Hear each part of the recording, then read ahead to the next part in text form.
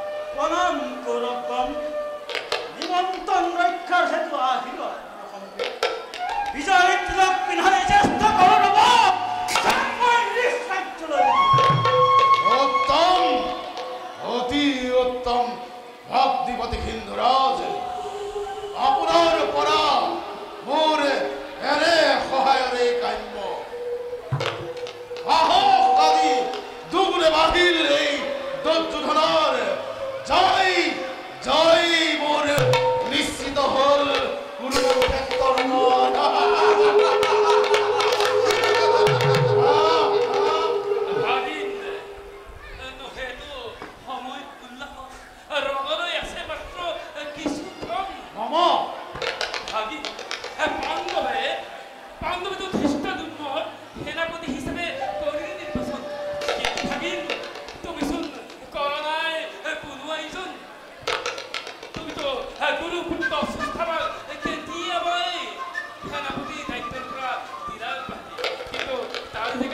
কাকু বিয়া হোৱা নাই সেই দায়িত্ব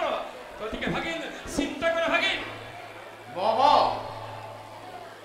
সখা কৰ্ণ থাকোঁতে কিহৰ চিন্তা কৰিব আছে সখা কৰ্ণই হ'ল মোৰ অঘোষিত সেনাপতি নহয় সখা দিছা তুমি মোক বহু উপহাৰ সুত পুত্ৰ বুলি জগতে সহাজনক তুমি সখা বুলি ললা কৰি অংগৰাজ্য দান দি পাতিলা অংগৰাজ কিন্তু সখা আজি মই কৰো বিৰোধ নিদিবা মোক কোনো সেনাৰ দায়িত্ব মোৰ আছে বহু জ্যেষ্ঠ দান এই কৌৰৱ শিবিৰত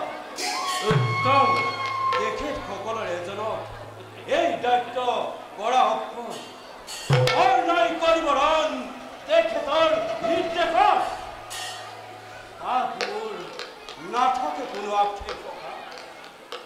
অতি উত্তম অংগৰাজ তুমি সঁচাকৈ মহান সঁচা কথা ভাগিন থাকোঁতে শিবিৰত পিতামহ ভীষ্ম আৰু গুৰু দ্ৰোণাচাৰ্য গতিকে কোন হ'ব পাৰে সেনাপতিৰ যোগ্য কিন্তু যদি সকলোৱে ভাবিছে তেন্তে বলক এতিয়াই যাওঁ আমি পিতামহ আৰু গুৰু দ্ৰোণাচাৰ্যৰ সমীপে ভাগিন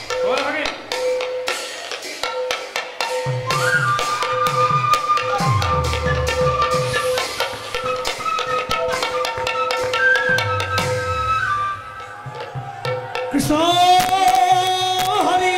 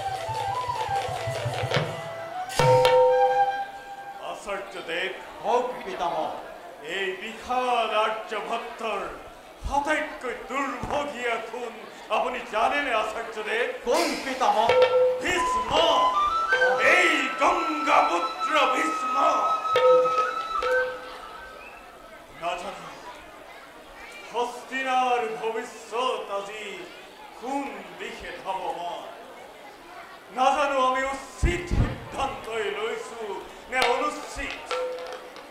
অহংকাৰী দুৰ্যোধন আমি দুৰ্যোধনৰ পক্ষত ইয়াতকৈ আৰু কিবা দুৰ্ভাগ্যৰ কথা হ'ব পাৰে জানো আচাৰ্যদেৱ দুখ নকৰিব পিতা বিধাতাৰ নিশ্চয় এয়াই ইচ্ছা হয়তো আমি এই কৰবাত পাপ কৰিছো পিতামহ পাপ আৰু সেই পাপৰ ফল আজি আমি ভোগ কৰিছো দুৰ্যোধন ৰূপী অধমৰ পক্ষত থাকি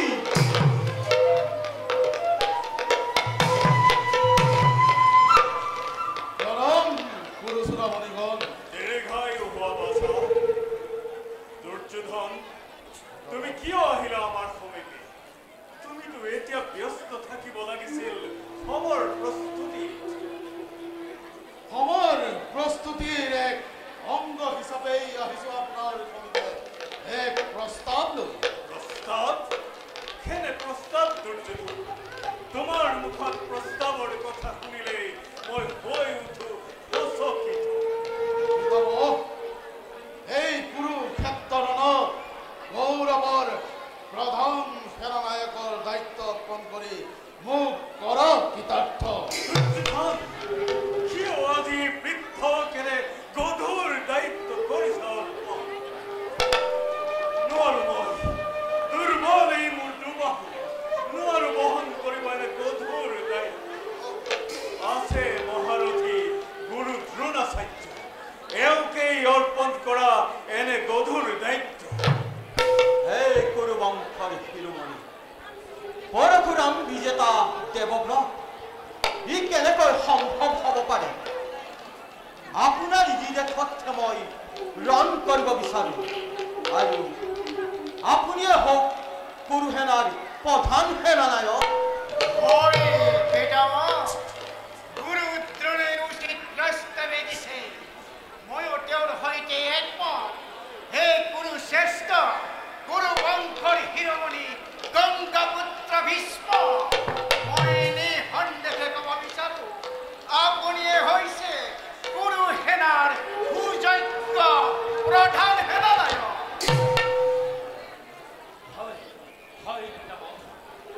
আপনি অতি ভাবে করা হস্তিনার রক্ষা করার দায়িত্ব করেছে পারে এইবারও বিপদ আইছে গতিকে পিতাম আপনি এইবারও নেতৃত্ব লৈ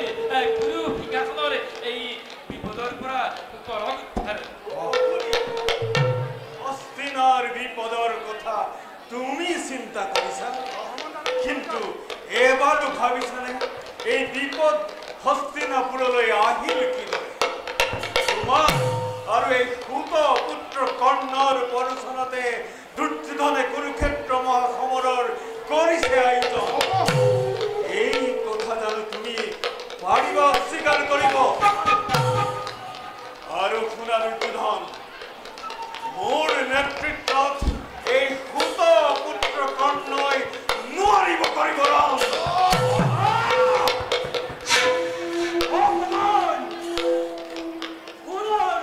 অপমানিত হব এই হত ভগিয়া কৰ্ণ পিতামহ আপুনি মোক কোনোদিনে নকৰিলেছিলে সন্দেহৰ ঘৃণাৰ দৃষ্টি নাটৰিল আপোনাৰ মোৰ প্ৰতি কিন্তু পিতামহ ময়ো কৰ্ণ মোৰো আছে পুৰুষত্ব মোৰো আছে স্বাভিমান সেয়ে মই কৰিছো পণ যতদিন পিতামহে কৰিব ৰং কুৰুক্ষেত্ৰখনলৈ ততদিন অস্ত নধৰে এই পুত্ৰ এইয়া কি কৈছা তুমি ৰণৰ পৰা অব্যাহত থাকিবা মোক ক্ষমা কৰিবা ককা মই নিৰুপায় এনেদৰে অপমানিত হৈ মই নোৱাৰো কৰিব কিন্তু তোমাক মই কথা দিলো এদিন এই কৰ্ণই মহাপৰাক্ৰমে ৰণ কৰি নিজৰ তিলক তোমাক পিন্ধাম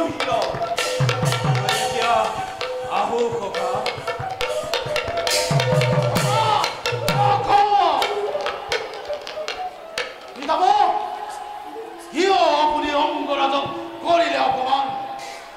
অংগৰাজক লৈয়ে মই এই কুৰুক্ষেত্ৰ ৰঞ্জনৰ দেখিছিলো সপোন দুৰ্যোধন কৰ্ণৰ ওপৰত যদি তোমাৰ ইমানেই ভৰসা তেন্তে কিয় আহিছা তুমি আমাৰ সমীপে চিত্ৰসেন গন্ধৰ্বই যেতিয়া তোমাক বন্দী কৰিছিলে এই কৰ্ণই তোমাক নোৱাৰিলে কৰিব আৰু এই কৰ্ণৰ ওপৰত তোমাৰ ইমান ভৰসা ক্ৰোধ নকৰিব পিতামহ ক্ৰোধ সম্বৰণ কৰ হস্তিনাপুৰৰ ৰাজসিংহাসন ৰক্ষাৰ দায়িত্ব আপোনাৰ হাতত স্বধৰ্ম ৰক্ষা কৰি হস্তিনাপুৰক সুৰক্ষা কৰক ৰজা ৰাজধৰ্ম ৰক্ষাৰ হেতু আপুনি ৰাজকুমাৰ দুৰ্যোধনৰ প্ৰস্তাৱ কৰক গ্ৰহণ আচাৰ্যদেৱ হওক পিতামহ ৰাজধৰ্ম ৰক্ষাৰ হেতু কুৰু সেনাৰ নেতৃত্বৰ দায়িত্ব মই কৰিলো গ্ৰহণ কিন্তু এটা কথা মনত ৰাখিবা দুৰ্যোধন তুমি যেনেদৰে মোৰ প্ৰিয় বান্ধৱগণো মোৰ সমানে প্ৰিয় সেয়েহে কুৰুক্ষেত্ৰ মহাসমৰত এজনো বান্ধৱক মই নকৰো নিধন মাথো কথা দিলো তোমাক সেনাপতি ৰূপে প্ৰতিদিনে বান্ধৱ পক্ষৰ 10,000কৈ সেনাক মই কৰিম নিধন অতি উত্তম সিদ্ধান্ত কালিলৈ প্ৰভাততে হ'ব ৰণ আৰম্ভ বলক পিতামহ এবে যাওঁ আমি খন্তেক কৰিব বিশ্ৰাম বলক আচাৰ্য বলক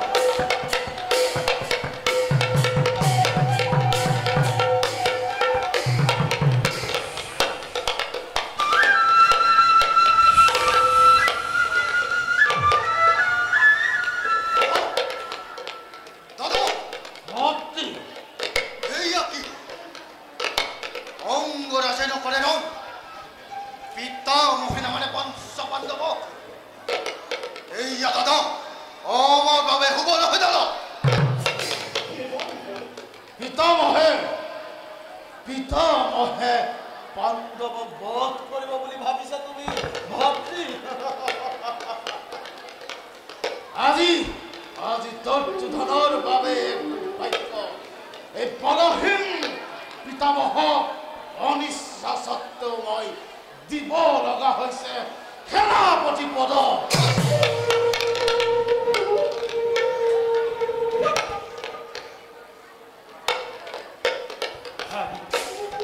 ভাগিন এই নিরাশ নহব ভাগিন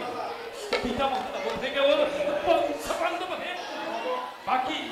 প্ৰতিদিনে নিধন কৰিব পাণ্ডৱ 10,000 সেনানী গতিকে আমাৰ বাবে যথেষ্ট বাকি আমাৰ এই ৰথী মহাৰথীসকলৰ মন এৰি দিয়া দেখিবা বিজয় মুকুট তুমিয়েই পিন্ধিবা ভাগিন বলা যাওঁ আমি বিশ্ৰাম কৰিম